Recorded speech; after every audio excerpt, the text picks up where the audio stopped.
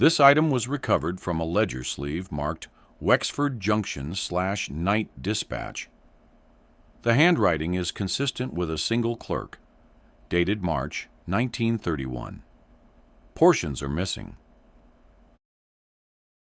I was on nights at Wexford Junction for 3 months before I learned what people meant when they said the rail yard could swallow a whole day. Wexford wasn't a city. It was a switch point with a name big enough for the timetable. 2 brick buildings, a water tower, and a yard that held more track than the town had streets. Most of the work was simple. Check the manifests, mark the cars, file the changes, keep the operators from doing anything creative with the route cards. On paper, everything that moved through Wexford was supposed to behave. That night started as clean as any. Wind out of the north, dry air, the kind that makes the telegraph sound louder because there's nothing else moving. I had 3 inbound consists and 1 outbound scheduled before dawn. Coal empties headed east, refrigerated cars headed south, and a mixed freight that always ran late because the engineer liked to argue with the signals. At 11:40, I got the first Marlowe Company packet. It wasn't unusual to see their paperwork. People said they were a shipping firm out of the coastal cities, but their cargo showed up in places that didn't match that story. Crated machine parts listed as agricultural, medical supplies with no hospital destination, replacement valves for factories that didn't exist on our maps. They always did one thing right. Their forms were perfect. Same headings, same careful typing, same boxed stamp at the bottom that meant the clerks upstream had already checked the seals. The packet that night was thin, 1 car only, car number NBR X20117. Contents, brass couplings/industrial. Destination, Sedgwick Spur, hold for pickup. Sedgwick Spur wasn't on our schedule. Not on mine, not on the yardmaster's, not on any route card I'd ever handled. I checked the wall map. I checked the index drawer. I checked the older timetables we kept in a file cabinet because the superintendent refused to throw anything out. No Sedgwick Spur.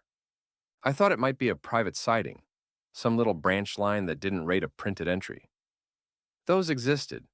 They were usually attached to a mill, a quarry, something that paid enough to get its own switch. So I did what I always did when something didn't match. I called the operator at the next station up the line and asked where the car came from. He told me, "It wasn't on my board." That should have ended it. If the car wasn't on his board, it wasn't real in the way the railroad defines real. A car can't appear between stations. It has to be handed off. It has to be logged. There are names attached to it, signatures, times. But at 12:07, the car arrived anyway. The yard crew brought it in behind the mixed freight as if it had been there the whole time. They cut it loose and left it on track 4, like they'd done it 100 times. From my window, I could see the chalk marks on the side, old ones layered, the kind of car that had been used hard and repainted often. The seal on the door was new and clean. The Marlowe Company stamp was on the latch, pressed so sharply you could see the edges in the metal. I went downstairs and crossed the ballast with my lantern. The car number matched the paperwork, NBRX20117, except the stencil under the number looked like it had been scrubbed, not painted over, scrubbed, like someone had tried to erase the history of what it was. The yard smelled like cold iron and grease. It was quiet except for the distant idle of a locomotive and the low creak of cars settling on their springs. I put my hand on the side of that car and felt vibration. Not movement exactly, not rolling, just a faint, steady tremor, the way a bridge feels when something heavy has passed over it and the metal hasn't finished deciding it can relax. I told myself it was the wind. Back inside, I opened the packet again and looked at the signature line. It wasn't a full signature, it rarely was. Marlowe Company didn't write long names. They used initials and stamps, like they were allergic to anything personal. This one read, A. Marlowe, Release Authority. That name, or part of it, had shown up before. Not often. Usually attached to route changes that made no sense until days later when we heard another line had washed out, or a bridge was closed, or some inspector had been bribed to look away. I didn't know Arthur Marlowe. I never saw him. But the yardmen talked about him the way they talked about weather. Something that moved through. something you adjusted to. At 12:30, I got a telegraph message from the West Line. Just 3 words. Hold 20117. No sender code. No station mark. I waited for the operator to correct it. Sometimes messages came through broken and you got fragments, like a man yelling through a long hallway. But nothing followed. At 12:42, another message came. Same 3 words. Hold 20117. That was the moment I should have locked the packet away, marked it as irregular, and called the superintendent. That's what the rule book says. Instead, I went to the yardmaster. He was sitting in his little shack with a stove that never really warmed the place. He listened while I told him about the spur and the telegraph.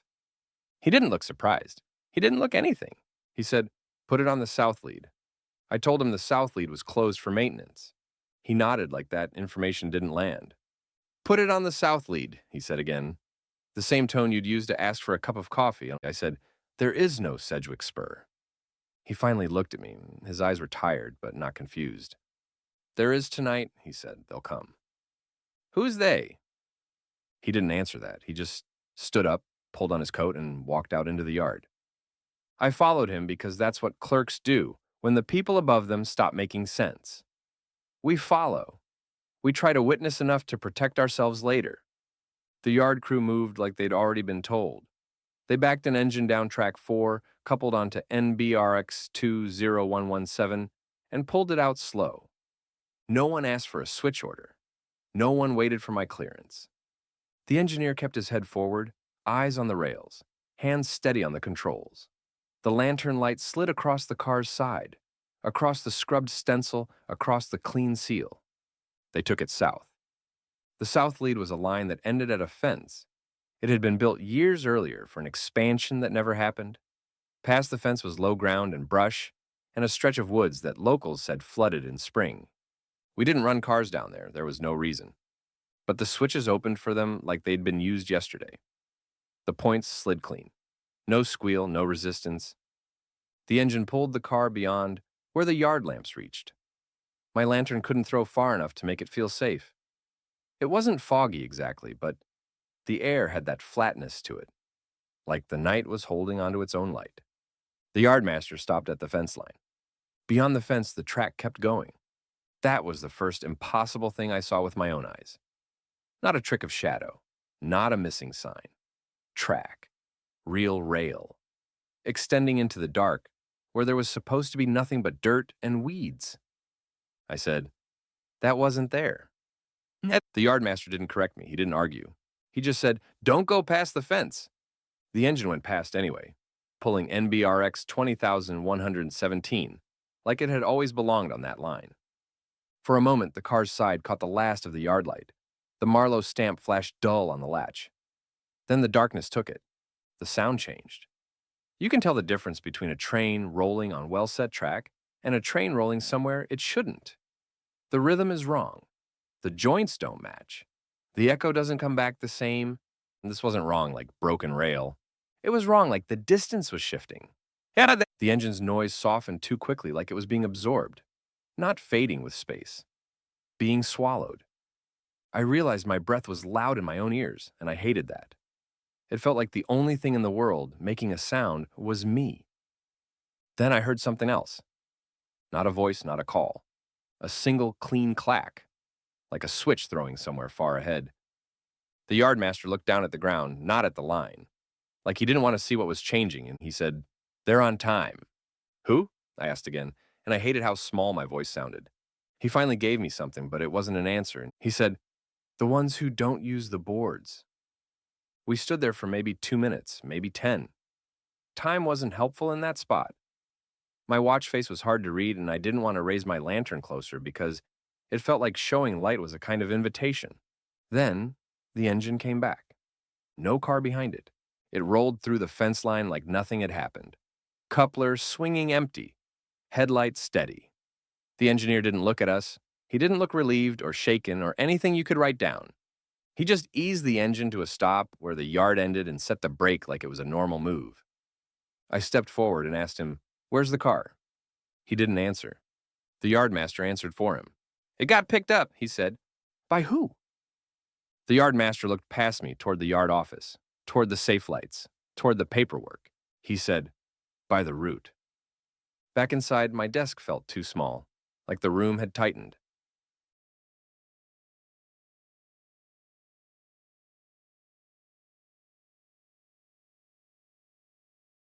But the destination was different. Where it had said Sedgwick Spur, it now said Wexford Hold, track 4, like it had never been anything else. I checked my own logbook.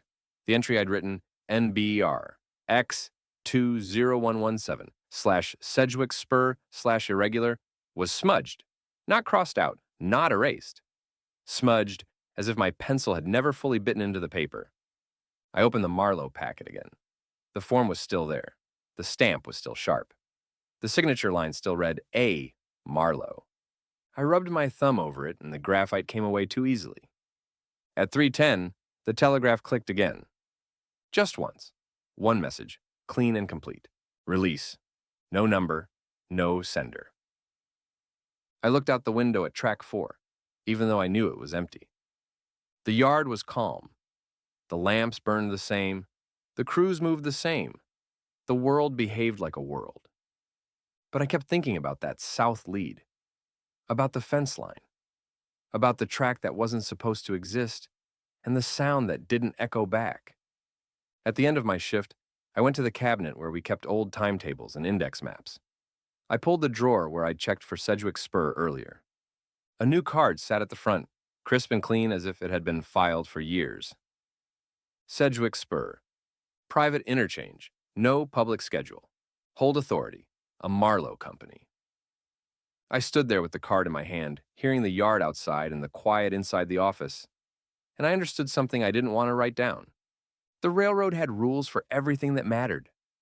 This was something that mattered, so it had rules too, just not ours. No Sedgwick Spur appears in regional rail documentation for the period. The card referenced in the final paragraph was not recovered with the sleeve. The logbook page ends mid-line.